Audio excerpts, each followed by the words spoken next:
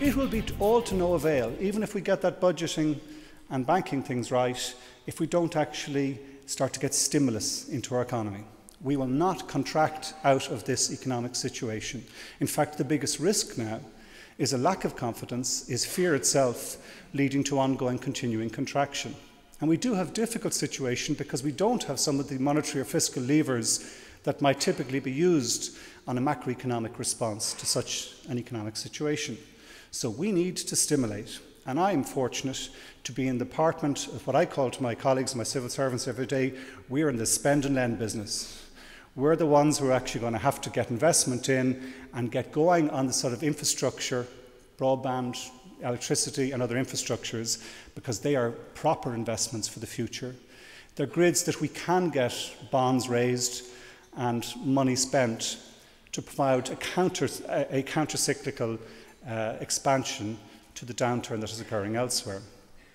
The Smart Economy paper that was published about a year and a half ago didn't get a great reception at first. I think primarily because it maybe didn't answer those budget and banking questions that were the foremost of people's minds. And also the kind of smart economy, the branding and the whole, people are using so many different, these words, knowledge economy, smart economy, digital economy so often that maybe people are feel it's slightly jaded.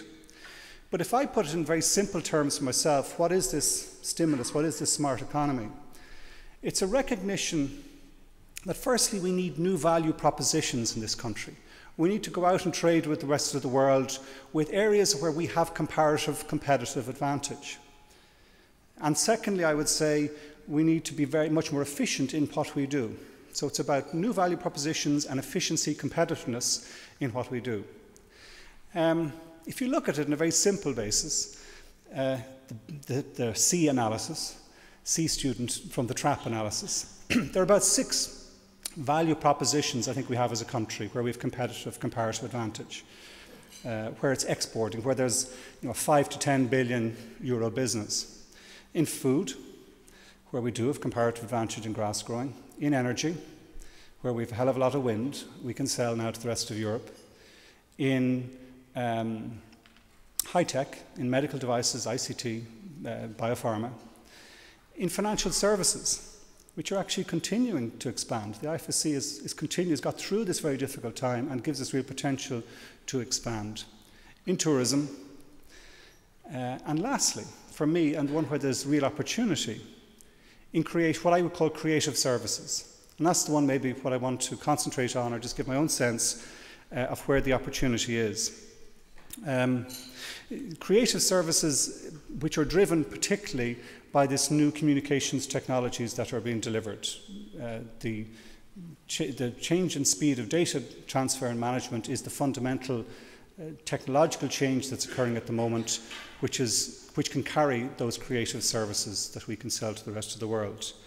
I believe I buy into Thomas Friedman's "the world is flat, green and lumpy" and all the other adjectives he's added to it.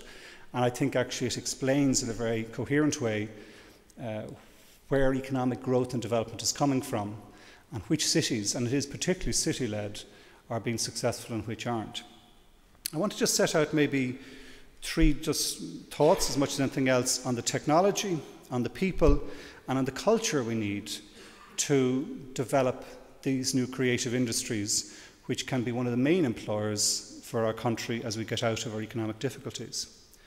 Firstly, in terms of technologies, I think we have to acknowledge, as I said, that broadband is the crucial infrastructure. That the networks we're going to need, the bandwidth we're going to need, is more important than any other infrastructure, any roads, any other infrastructure systems that we have, because it is the transport system for data. We're going to need it. We're going to need to be ahead of the curve. We're going to need to be one of the better countries, one of the easier countries within which this technology deploys. And I think we have to acknowledge that we haven't been that. The unfortunate set of circumstances around private ownership of certain of our key infrastructure companies held us back.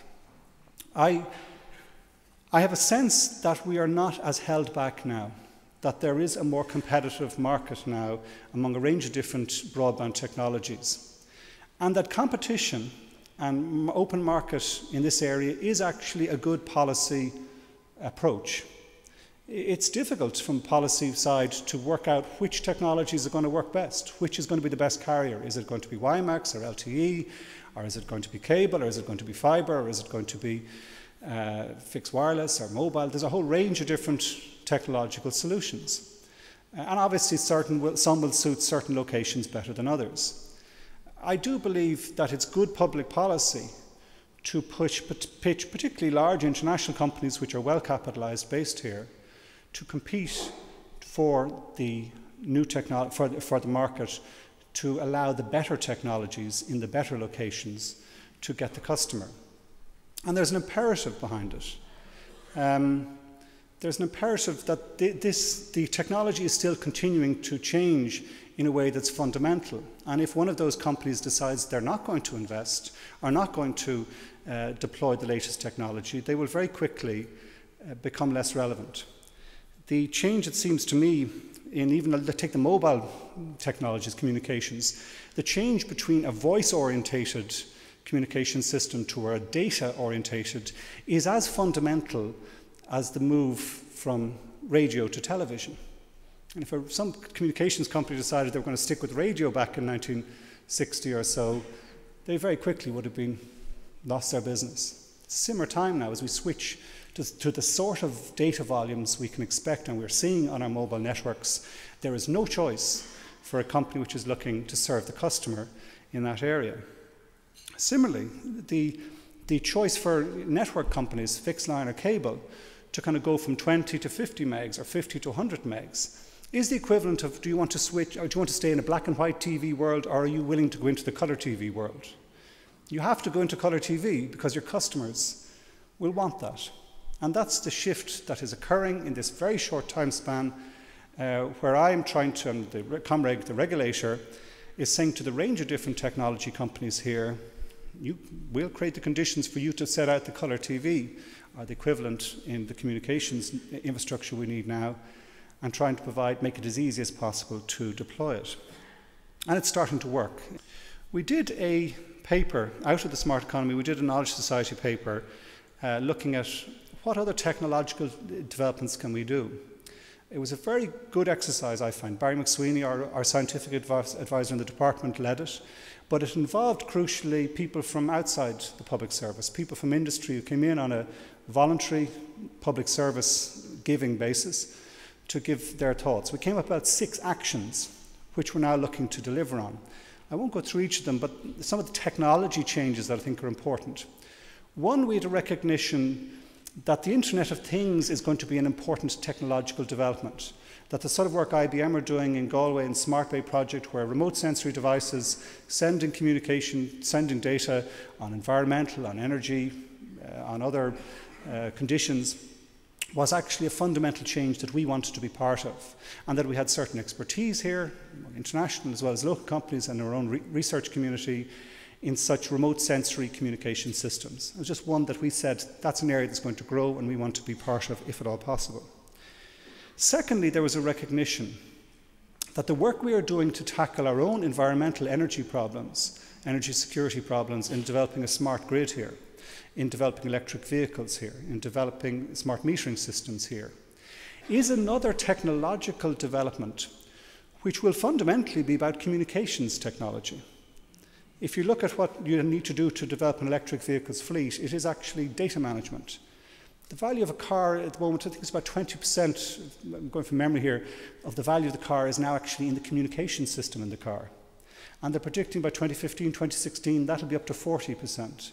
And as we move towards electric vehicles being a standard system, it's the data management, sending the billing of the electricity transfer, sending the communications to the car in terms of where the next battery station is, where it can get a charge, is actually where the real development is going to be.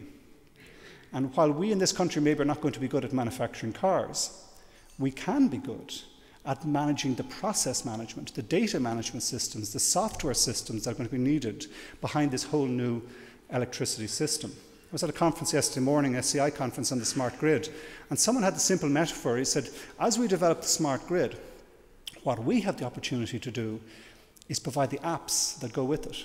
In the same way that the iPhone led to all these wonderful apps coming out on a free and innovative way, the transformation that has to occur in our electricity grids here and in every other country in the world is going to lead to huge opportunities for new applications that sit on that technological development, communications applications that make it work better. And that was another area where we saw we have technological advantage and therefore comparative advantage where we can create business opportunities.